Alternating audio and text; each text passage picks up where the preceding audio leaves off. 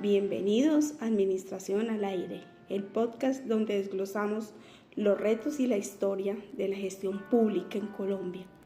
Yo soy Gina Paola. Y yo soy Juliet. Hoy vamos a meternos de lleno con un tema que es la columna vertebral de nuestra carrera, la profesionalización del servicio civil. Así es, Juliet. Y yo soy Erwin Marín. Vamos a hablar de la eterna promesa de Colombia, la carrera administrativa y el clientelismo, la modernización perpetuamente postergada. Un título que ya nos duele como administradores públicos en formación. Para entender por qué este problema sigue vivo, tenemos que viajar casi 100 años al pasado, como dice nuestro material de estudio. La modernización administrativa permanece como una tarea inconclusa desde los años 30. ¿Listos para desempacar esta historia? Empecemos. Lo primero es entender el punto de partida. Antes de 1930, Colombia vivió la hegemonía conservadora, a eso de 1880-1930. Algo que se caracterizó, un periodo que se caracterizó por una cultura política basada en el cacicazgo, el despilfarro administrativo y, claro, el clientelismo. ¿Son todos, don Arnoldo? No, me faltan unos platitos más de sopa de pata. A los muchachos les gusta.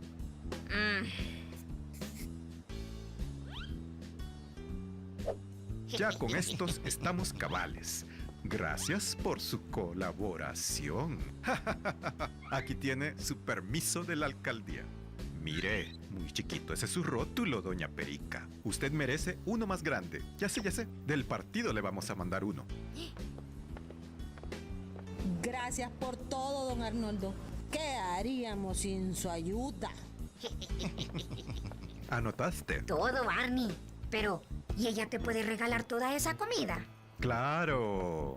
Y si no, peligra su permiso para su negocio. Así que los dos ganamos. Ella tiene su permiso, yo alimento a los queridos miembros del partido. Y eso no es corrupción, Arnie. ¡No, hombre! ¡Qué exagerado!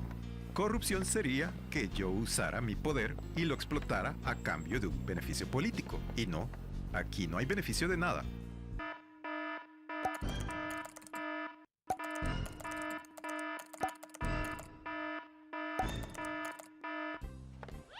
Para que veas, aquí está Sapo, que ganó la licitación. No es porque sea michero de la colonia. Él es bueno para reparar baches. Dentista era, pero rellena. Oh. ¡Ey! Acordate de llamarle a tu primo, el cocinero. Ahí le tengo una placita en finanzas. Don Arnoldo, ya están listas. Ya ves, Pipe. Juanito me ayuda con las camisas del partido y yo le colaboro. Cuando hay un intercambio de favores por apoyos políticos en el que una persona con poder explota al más débil, se llama clientelismo. El clientelismo usa el dinero del Estado para pagar favores en lugar de usarse para obras que beneficien a todos. Denuncia la corrupción.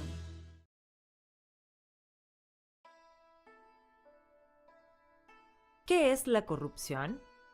La corrupción es monopolio más discrecionalidad menos accountability, según la fórmula de Robert Kierkegaard.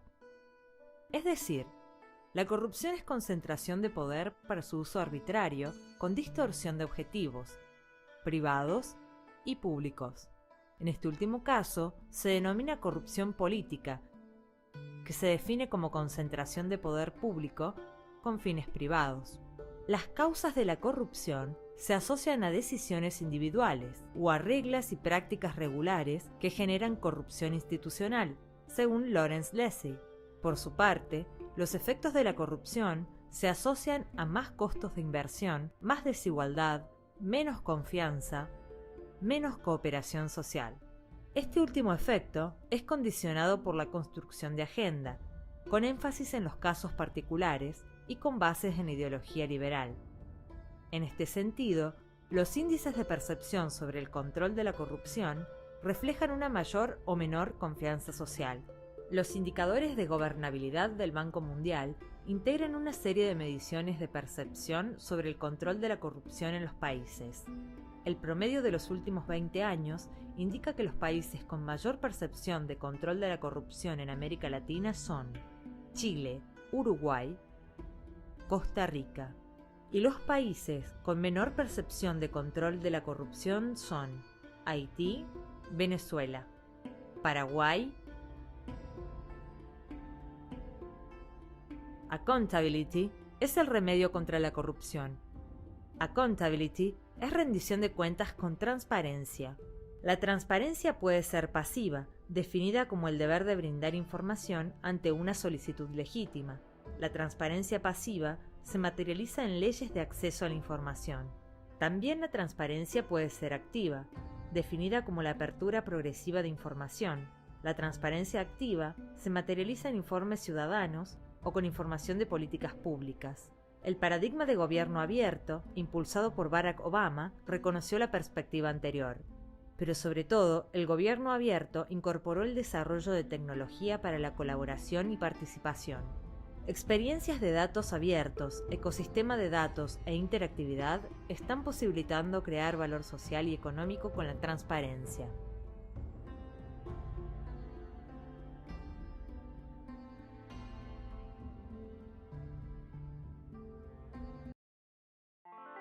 En ese contexto, los cargos públicos no eran para los más capaces, sino para los amigos del partido ganador. Los cargos públicos se repartían como un botín. Ese era el premio al incentivo del patrocinio político.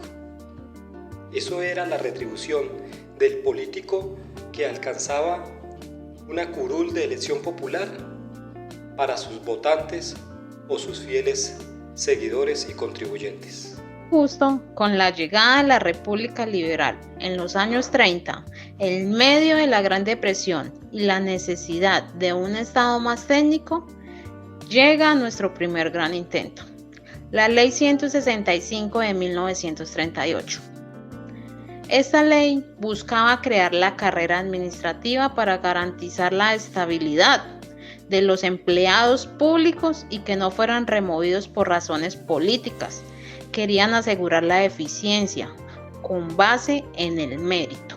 Pero, ¿qué pasó? La ley fracasó casi de inmediato. La justificación es clara: el sistema de botín político, el clientelismo y, lo más importante, la ausencia de cultura meritocracia pudo más. Fue un intento que se quedó en el papel, porque las prácticas arraigadas superaron a la norma. Y para que todos estemos en la misma página, es clave entender qué es, cómo se explica en varios análisis. El clientelismo no es solo corrupción, es un intercambio donde el político ofrece favores, contratos o prebendas a cambio del voto o apoyo del ciudadano. Es una relación que históricamente ha sido la antítesis del mérito. Esto nos lleva al siguiente hito: la misión Curry en 1952. Esta misión, auspiciada por el Banco Mundial, fue un llamado de atención brutal a Colombia. Curry diagnosticó que la administración pública colombiana padecía de patrimonialismo, es decir, que los funcionarios trataban lo público como si fuera su patrimonio personal. Encontró que las fallas eran de carácter estructural y no solo de leyes. Patrimonialismo para ciertos grupos. Como futuros administradores públicos, esto nos obliga a reflexionar. La modernización administrativa con una burocracia técnica e imparcial sigue siendo esa tarea inconclusa que se posterga. El gran reto no es hacer más leyes, sino consolidar la Comisión Nacional de Servicio Civil como garante de la meritocracia y cambiar la cultura política que ve los empleos públicos como un favor, no como un derecho ganado por capacidad. Hablemos de ejemplos concretos en Colombia. Cuando el mérito es postergado, se genera un alto costo social y económico. El clientelismo se manifiesta en algo que llamamos la politización de la nómina, donde se contrata personal ineficiente que no tiene el perfil técnico, solo el padrino político. ¿Qué pasa? Los proyectos se atrasan, los recursos se pierden y la calidad del servicio al ciudadano es pésima. Un ejemplo muy profesional es el de las entidades territoriales. Aunque la Comisión Nacional del Servicio Civil realiza concursos, hay miles de empleados que permanecen en provisionalidad por años. Esto se convierte en una herramienta política. La amenaza de nombrar a alguien de carrera es usada para presionar al provisional, que sabe que si el político de turno pierde, él pierde su puesto. Eso crea una burocracia sometida al poder de turno, no al interés público. Otro ejemplo que vemos en las noticias y que afecta directamente la eficiencia del nombramiento de directores o gerentes de entidades descentralizadas, que aunque algunos cargos son de libre nombramiento y remoción, históricamente se conoce que se usan para pagar favores políticos. Se nombran personas sin experiencia en sectores pero con capital político, con capital público. Cuando un cargo técnico se usa para un fin político, la administración pierde su brújula. El ciudadano paga el precio con malos servidores públicos. Uno de los caminos que ha encontrado el clientelismo para saltarse la carrera administrativa es el abuso de los contratos de prestación de servicios. Como analizan expertos en el tema, estos contratos deberían ser para actividades muy específicas y temporales. Se convierten en la moneda de cambio para pagar favores políticos o mantener nóminas paralelas, debilitando así la planta de personal de carrera. Y cuando esto sucede, el costo lo paga el ciudadano. Por ejemplo, en los últimos años hemos visto casos muy sonados en el sector salud, donde se ofrecían contrato, incluso puestos de dirección a cambio de apoyo político. Esto ilustra perfectamente lo que significa esa pérdida de línea divisoria entre lo público y lo privado, pues se usa un recurso del Estado, un puesto que debe ser para el más competente, para un fin netamente político. Y si bien la sombra del clientelismo es larga, la luz está en el mérito.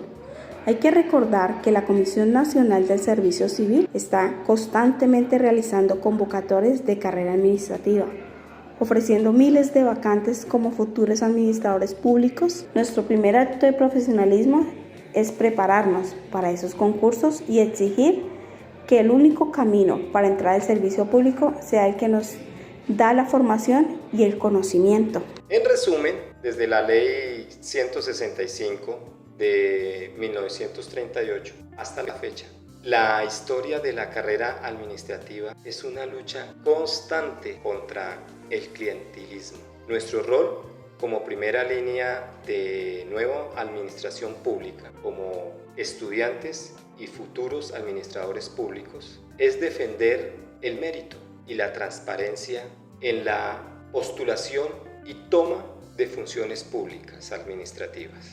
Esperamos que este episodio les haya ayudado a entender por qué la profesionalización del servicio civil es un tema de fondo, no solo un artículo en una ley.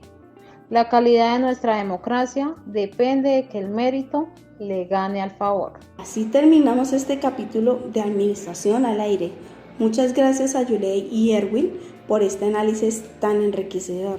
Nos vemos en el próximo episodio, donde seguiremos desempacando la historia y el futuro de la administración pública en